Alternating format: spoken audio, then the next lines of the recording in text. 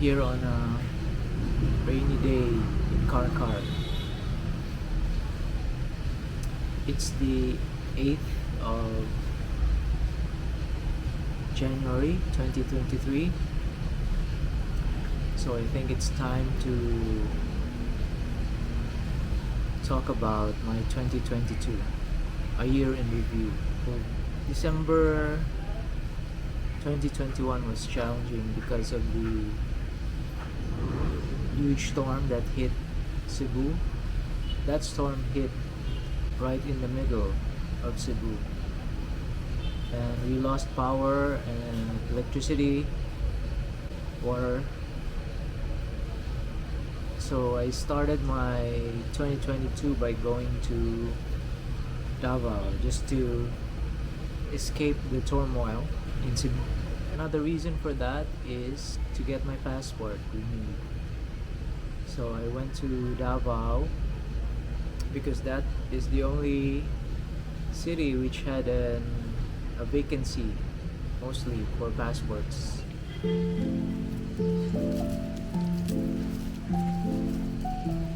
It's only after I went there that I managed to find a vacant slot, that I was able to book a slot. So it was like a risk for me, and yeah, it turned out well because that slot was available only a few days after I arrived. So, and that was also a great opportunity for me to visit Davao. I've never been there before. So I went out the airport and got a taxi. The hotel where I was staying at is closed. So I got this email a few days before that I was supposed to stay at this other hotel, but I just ignored it because of course my booking was already accepted for the other hotel. So I ended up with that hotel, with my original hotel, and it was closed. So I was surprised, and it was a problem really to figure out where I'm going to stay. So I ended up staying at this place which was supposed to be a Red Doors, but it was not a Red Doors anymore, and it was a Muslim hotel.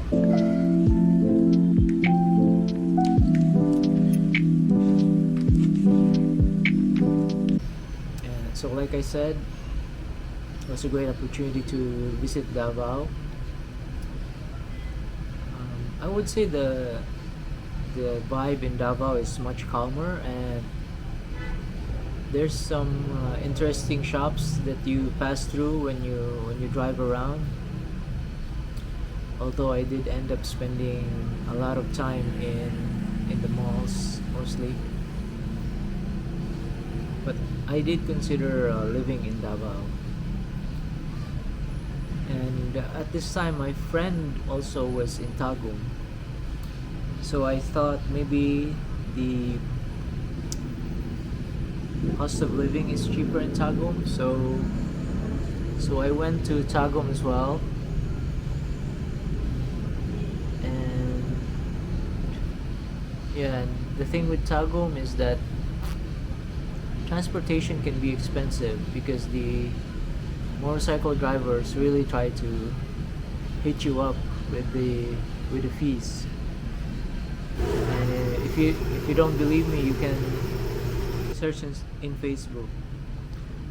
You will find some stories or comments about these expensive tricycles in Tagum.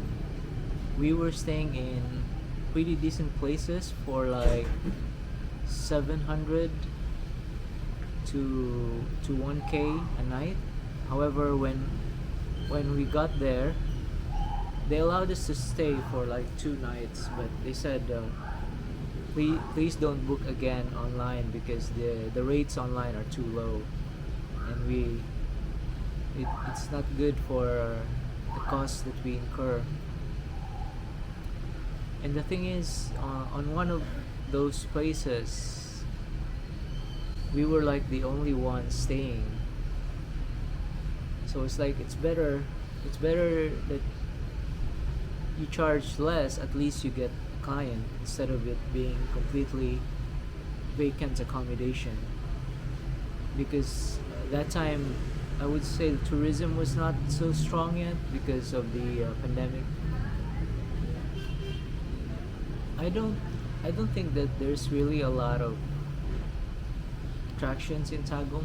I could be wrong because I haven't explored it that much, but it felt like just a regular city.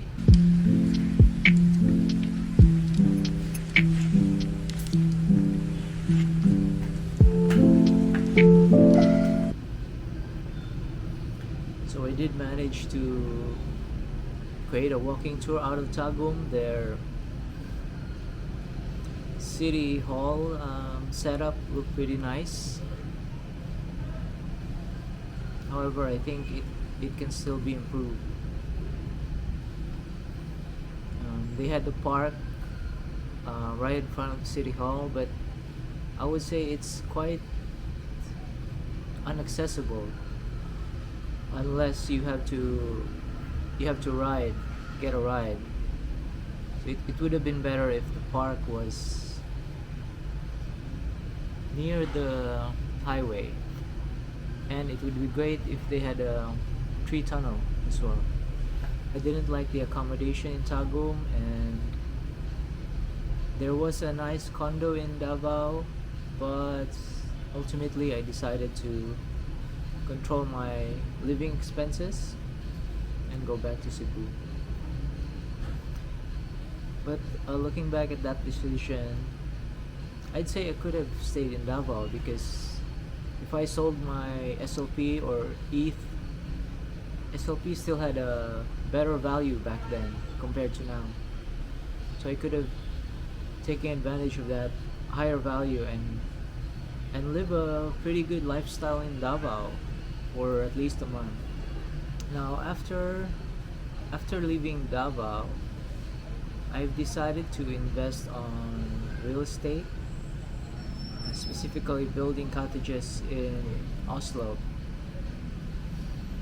However, after a few months since construction started, it never really um, got finished. The work stalled, even though I already paid the full amount for the construction. So that was pretty bad. Anyway, I felt frustrated about the construction not going through. So I decided I'll go to Saigon. I feel like if a door is closed here, then I can open it up somewhere and see what happens. So I suddenly saw this promo for a flight to Saigon, and I thought, well, since I saw it, I think this is an opportunity for me to go.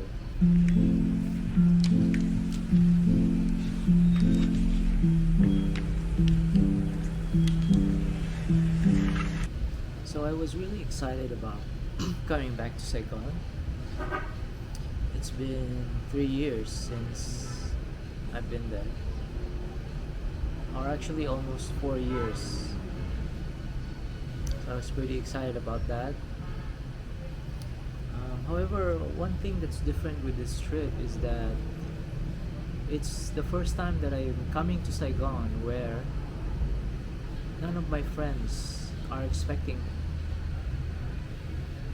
So in the past, the first time I went to Saigon or Vietnam, my friend Ian was the one who invited me there, and the second time it was my friend Eric.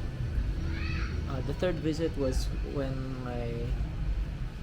my eventual girlfriend, who is now my ex-girlfriend, was the one. But this time there were there was no one expecting me. So now this was my fourth visit, and no one was waiting for me, really. Just my landlord.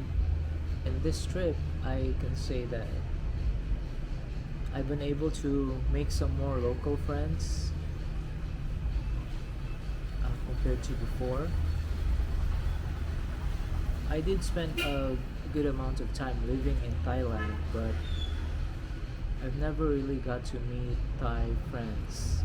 So while I was in Saigon, I was also able to go on a bunch of dates. And one girl even became my girlfriend. But that relationship was very short-lived. Being on this trip really made me focus on attending events more. Mostly these events are for English language teaching. I mean, English exchange. I'm already good with English. However, my purpose for being there is there should be someone who teaches them English, or is an example for teaching English. And that's where I come in, because I'm awesome.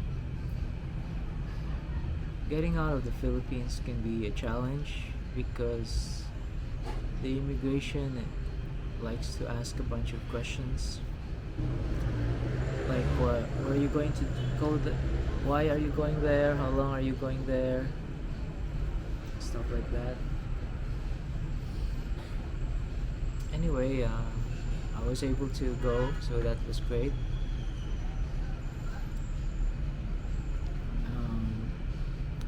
I spent a few months with a really nice family where I was able to eat meals with them. Shout out to Ann Lim. And it was a great experience staying in their place. Then eventually I moved to Ansung. That's where I realized how tight-knit Vietnamese community can be.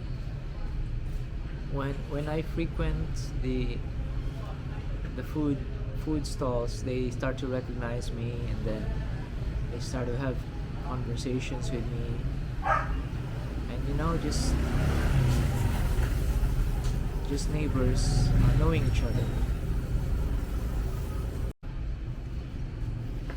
Of course, I was excited to finally get back to eating pho, sitting in the small chairs,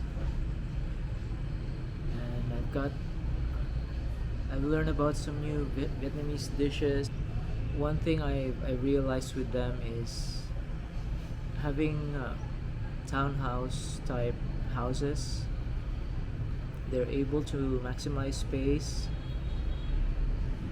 without sacrificing natural light.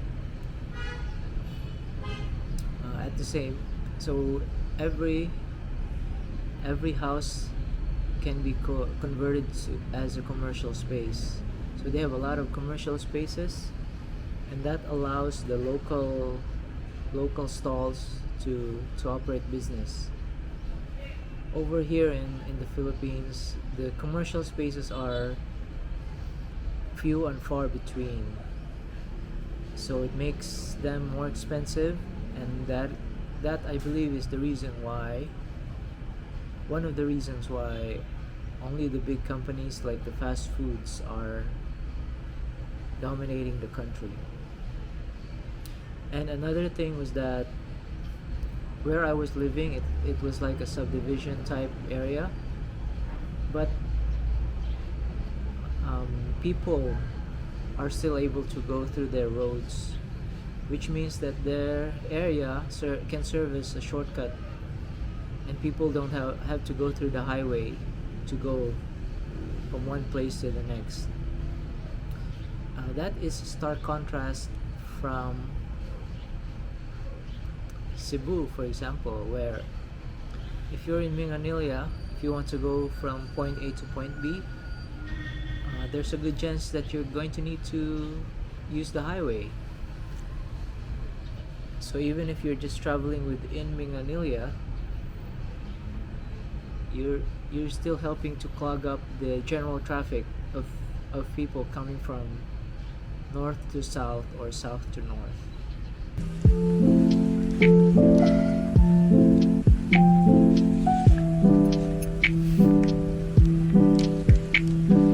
Finally, after 5 months, I went back to Cebu, and when I was leaving Vietnam, the immigration questioned me because I was in Saigon for like 5 months. So he was asking, what are you doing in Vietnam? And I just said, hey, I'm just traveling here. And he asked, when are you coming back? And I said, I don't know. Maybe I want to come back in 3 months, which would be 1 month from now, but not yet sure. So anyway, I went back to Cebu with the mindset that I need to make more money if I want to have a good life in Saigon. So I already have some ideas in mind on how to make that happen. So one of the things was a coffee shop business. But with the suggestion of my friend, I ended up trying to do a milk tea business, which I opened one time. I opened it once and then never again. I ended up practicing more and eating my way through the stock. So I still have some inventory, but I need some tapioca pearls. So I'll look into opening it up again. But my main concern there is how I will be managing it if I'm leaving the country, because I am planning to leave again soon. Another idea I had was to revive my tour website, which is toursidekicks.com. So I was able to get the website back up again. Do check it out. And now I need to study how to have traffic sent to the website. Another thing was an Airbnb business. So I had that for my room in Karkar. I decided to rent it out, and I did surprisingly get guests right away.